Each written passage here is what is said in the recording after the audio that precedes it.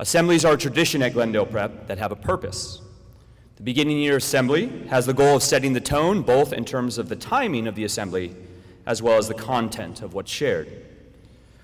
For myself, it's one of the few times I get to speak to all of you about what's on my mind or what has weighed on my heart. The ideas usually come in spring over the previous school year. I ruminate over the summer, and clarity comes into focus the few weeks before school begins of exactly what I want to share with you. Older students might recall my focus in the past has been on a sense of belonging, how to treat one another, and the power of kindness. But I've shifted from that and decided to talk to teachers, you and your parents this Thursday about vision. Why vision? Well, believe it or not, you, your parents, your teachers, and I tend to struggle with our sight. We often cannot see beyond the daily tasks, challenges, and burdens. You are stressed about homework. Your parents are stressed about schedules and bills, or at least I am. Your teachers are stressed about grading. You have the excuse to not look ahead. You're young. You live in the moment, and there's plenty of time to mature and then have vision. But I'm not sure about that. Seniors, you were once here in this gym as sixth graders and likely thought, I have so much time left. And 7 years like that, they're almost over.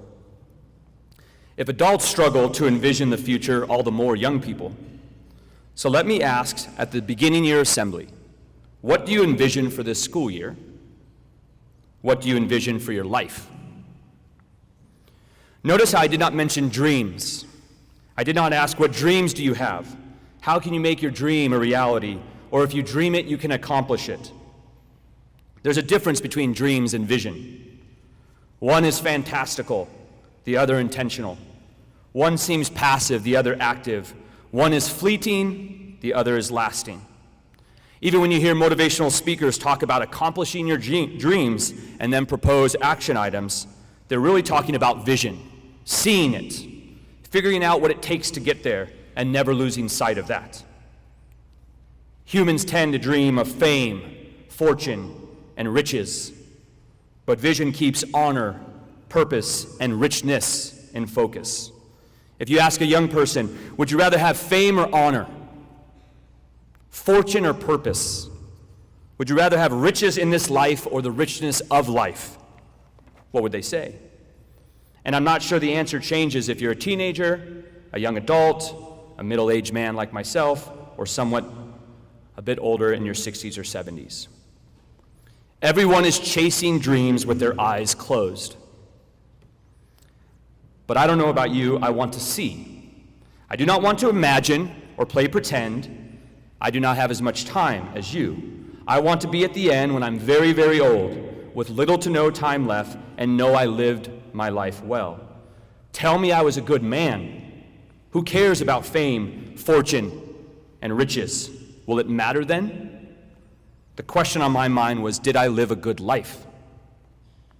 But someone could say, now wait a minute, Mr. Navarrette, why not both? I have dreams and I have vision.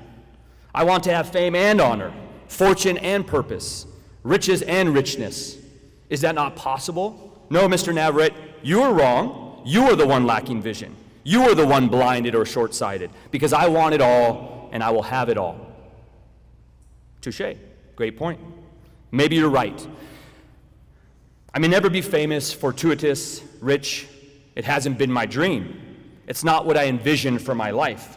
For me, I envision getting older, having children, seeing grandchildren, maybe even great-grandchildren, future generations finding blessing not in merely what I provided physically or tangibly for them, but they treasure the lessons I taught, and they cherish the love I showed.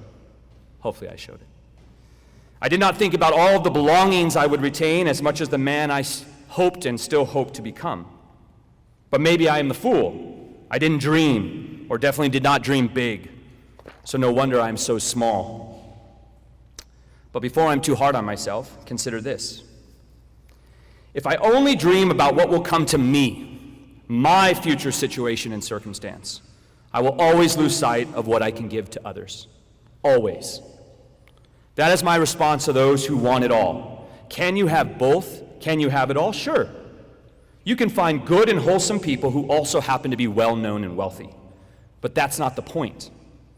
The point is they would be good and wholesome with nothing to their name, or if they owned everything, because they envisioned the person they wanted to be, not the circumstance or situation they dreamed about or the experience they wanted to avoid. It was never about them only. It was about something greater and more glorious. That is what I want for you. When I ask, what do you envision for this school year? What do you envision for your life? I wonder if you're missing something, if your first thought or your quick reply is, I want to get good grades, scholarships to go to college, have a successful career, and secure a high-paying job. That's the dream. Who wouldn't want that? But what if that doesn't happen? What if that dream does not come true? Does that mean you're a failure? Does that mean you're not special? Does that mean you have nothing to offer? Absolutely not. The problem is you sold yourself short with a very narrow dream. You missed what ultimately matters. You never opened your eyes to look ahead to consider the person you wanted to become because you were so blinded into thinking about what you will have or what experience you will enjoy. Dreams are all over the place, lofty, amazing, 1 minute here and the next minute gone. But vision is to see something that will take place in time, however gradual, through trials and hardship. If I was to give the analogy with the Olympics being here over the summer, I'm not sure an Olympic athlete dreams all the time about someone putting the gold medal around their neck, but they envision themselves crossing the finish line. That is what they keep in sight. The other things work themselves out. So this message about vision is not merely for you, but it's what I need to hear. Having vision is my message for your teachers as well. I encourage them not to be weighed down by the day-to-day grind, but to pick something to improve upon this year so they can become the kind of teacher they envision. And I'll talk to your parents this Thursday about vision as well. So I now ask you to do the same. I'll present you with what has been traditionally considered reasonable, attainable, and meaningful virtues upon which to set your sight. But here's my disclaimer. They may not bring you fame, fortune, and riches, now or in the future, but they most certainly will bring you honor, purpose, and riches now and forevermore. So consider love, joy, peace, patience, kindness, goodness, gentleness, self-control.